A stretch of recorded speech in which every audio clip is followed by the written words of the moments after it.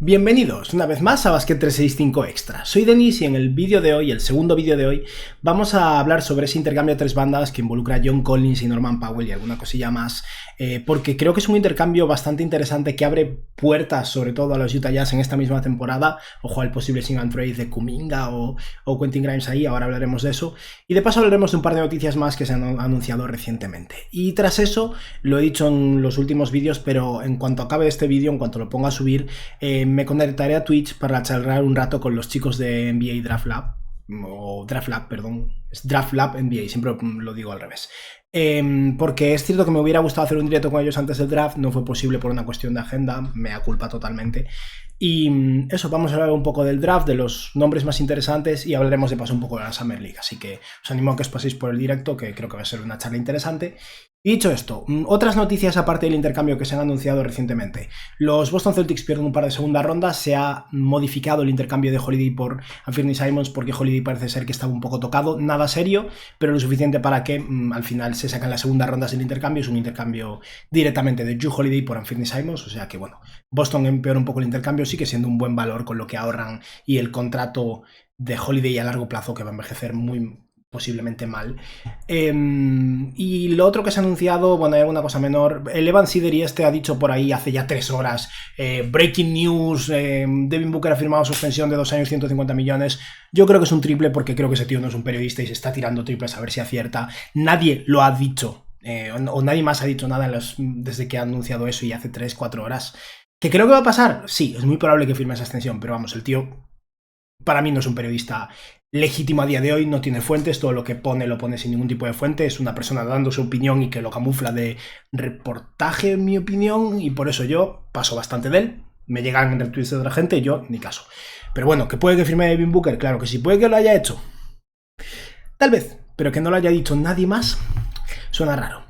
Y otra cosa que acabo de leer justo un minuto antes de ponerme a grabar, que mejora todavía más el verano de los Houston Rockets, el contrato de Dorian Finney-Smith no solo es un contrato de 4 años con opción del jugador en el cuarto año y el último año no garantizado, esto lo sabíamos, es que el tercer año tampoco está garantizado. O sea, Dorian Finney-Smith tiene 2 años garantizados, tras eso podrían cortarlo si quisieran sin ningún tipo de penalización. O sea que si el contrato envejece mal, si Dorian Finney-Smith dentro de 3 años no está rindiendo, Houston se puede lavar las manos. Y si está funcionando bien, tienen el tercer año y pueden volver a lavarse las manos en el cuarto. O sea que increíble para Houston.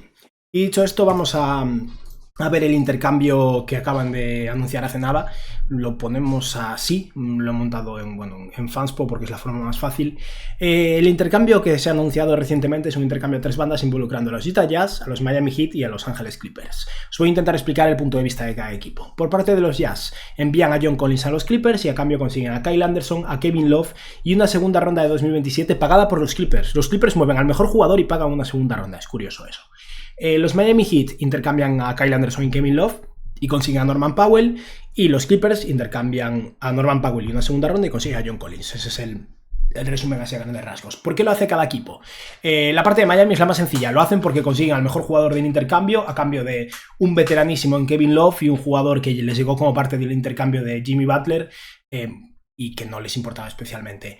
¿Es una dupla coherente Tyler Hero con Norman Powell? No, pero es una adquisición de talento que es muy superior a lo que rinde Kevin Love en este momento, que ya no es un jugador casi ni de rotación, y Kyle Anderson, que es un jugador de ala aceptable, pero que está muy, muy por debajo, ¿no? Habrá que ver si ahora los Heat llegan a un acuerdo con Powell o no, pero básicamente los Clippers no querían atarse a largo plazo a él porque es un tío ya de 32 años, que viene de una temporada extraordinaria y un muy buen tirador, y Miami ha dicho, pues mira, si me lo das barato, me lo llevo. Es un muy buen movimiento por parte de los Heat, que aumentan considerablemente su carga salarial y ahora están por encima del impuesto de lujo, pero no del primer tax apron, no podrían estarlo por adquirir más salario en un intercambio, pero es un movimiento perfecto para Miami. ¿Sería ideal que Norman Powell fuera un mejor jugador defensivo? Sí, da igual. Si cambias a Kyle Anderson y Kevin Love sin sumar assets por Norman Powell, lo haces sin pensarlo y ya está. Por parte de los Clippers, también suman bastante salario, suman $6 millones en total y adquieren a John Collins a cambio de Norman Powell y pagando una segunda ronda. Esto lo hacen, en mi opinión, por 2 motivos. El primero es porque creo que aspiran a conseguir a Bradley Beal si llega a un acuerdo de buyout con los Suns, y si puedes convertir a Norman Powell en John Collins más Bradley Beal, lo haces. Sé que Bill tiene ahora muy mala fama por el contrato que tiene y el contexto en el que ha estado, Bradley Beal es un muy buen jugador. De hecho, creo que Bradley Beal es un mejor jugador que Norman Powell, aun si Powell ha tenido una mejor temporada recientemente. Eran contextos diferentes. Y John Collins creo que se merece una segunda oportunidad. Lleva años en el purgatorio que es Utah, ¿no?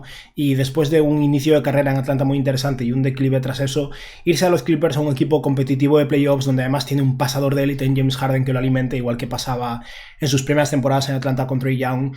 John Collins ha mejorado como tirador, juega esa posición híbrida de ala pivot y pivot. Ahora los Clippers son enormes con Zubac, Collins y Brook López, y creo que es un muy buen movimiento que además les da la opción de generar margen salarial, que ya iba a pasar con Norman Powell obviamente, pero mantienen esa flexibilidad. Los Clippers de cara al año que viene pueden ser un equipo con un máximo disponible si prescinden de James Harden y bueno, no renovan jugadores, que es algo inesperado y curioso. Pero eso, me gusta el movimiento de los Clippers siempre y cuando cubran la ausencia de Norman Powell. Si no, es confiar mucho en Bogdanovic cubriendo esa posición y tal vez un fichaje por lo que les queda de la mid-level. Recordemos que pagaron 8 millones con algo por Brook López, la diferencia está 14 millones, la tienen disponible aún. A lo mejor un Malcolm Brogdon o algo así, pero entiendo que ese es el plan B si no consiguen a Bradley Beal. Me gusta por parte de los Clippers, me encanta por parte de Miami, aun si luego el equipo va a ser un colador en defensa, da igual. Si puedes conseguir talento así, lo consigues y luego ya verás. Por parte de Utah, sé que Utah ahora mismo está siendo ridículo, ¿no? Buyout de Jordan Clarkson, pagar una segunda ronda por mover a Colin Sexton, sacar solo una segunda ronda por John Collins. Han tomado malas decisiones ahora en los últimos años, no moviendo a tiempo a sus jugadores. Eso es evidente. Danny Ainge se pasa en lo que pide y el resultado lo estamos viendo, ¿no? Pero he de decir que este es el mejor de los tres movimientos, sin lugar a dudas. Mejor que el buyout de Clarkson, obviamente, y mejor que el movimiento de Colin Sexton. No es difícil, es cierto, pero han pasado varias cosas. La primera, los Utah Jazz están ahorrando 13,2 millones de dólares. Y si lo pensáis, el hecho de que ahorren 13,2 millones de dólares en un intercambio legal, digamos, es curioso, ¿no? Pero el motivo es que es un intercambio escalonado, ¿no? Utah no podría intercambiar directamente a John Collins por Kyle Anderson y Kevin Love y que ambos equipos se queden satisfechos y que el contrato funcione. Pero cuando el intercambio involucra a Miami, escalonas el intercambio, es Miami quien se come 7 millones más, son los Clippers quien se come 6 millones más, no Miami quien se come 13, ¿no? Y eso es lo que hace que esto funcione.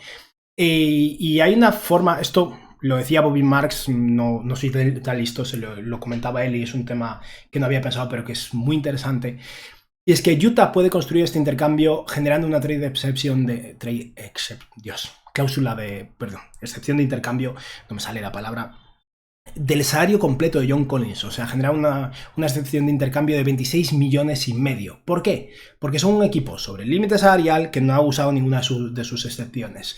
Pueden utilizar una parte de su mid-level de 14,1 millones de dólares, que también funcionan como excepciones, para comerse el contrato de Kyle Anderson, y pueden utilizar gran parte de su excepción bianual para comerse el contrato de Kevin Love, con lo que básicamente adquieren ambos jugadores de manera unilateral, digamos, ignorando los salarios que envían o no envían, y de esa forma parece que básicamente están enviando a John Collins a los Clippers a cambio de nada. Al construir el intercambio así, los Utah Jazz van a tener una trade... Dios, hoy no me sale. En fin. Al construir el intercambio así, los Jazz van a tener una excepción de 26 millones y medio de dólares que les sirve para adquirir algún salario. Si en verano no hacen nada, en febrero se pueden comer la mierda de algún equipo básicamente y llevarse mucho más valor que esa segunda ronda muy probablemente, pero también les permite adquirir a un jugador en Sign and Trade. Y en esta agencia libre restringida que está atascadísima, a lo mejor los Jazz son la respuesta a el nuevo destino de Jonathan Kuminga o el posible nuevo destino de Quentin Grimes. A lo mejor vemos un Sign and Trade de Kuminga a Utah o de Quentin Grimes a Utah. Giddey va a renovar con los Bulls. Y no creo que Cam Thomas les interese en absoluto. Pero eso, creo que particularmente Kuminga, los Warriors están deseando moverlo a algún lado y sacar algo. No creo que los Jazz vayan a pagar muchísimo por él, pero a lo mejor convierten a John Collins en Jonathan Kuminga, que es mucho más coherente a nivel temporal para el equipo y que hacen más lógico este intercambio. Tengo intriga por ver qué pasa por ahí. Y nada, ya está, con esto hemos acabado por hoy, a menos que pase algo muy loco, hemos acabado con los vídeos, pero voy a poner esto a subir e inmediatamente me conecto a Twitch, así que nos vemos. Si veis este vídeo recién subido, estaré en Twitch. Y nada, nos vemos en breves. Chao.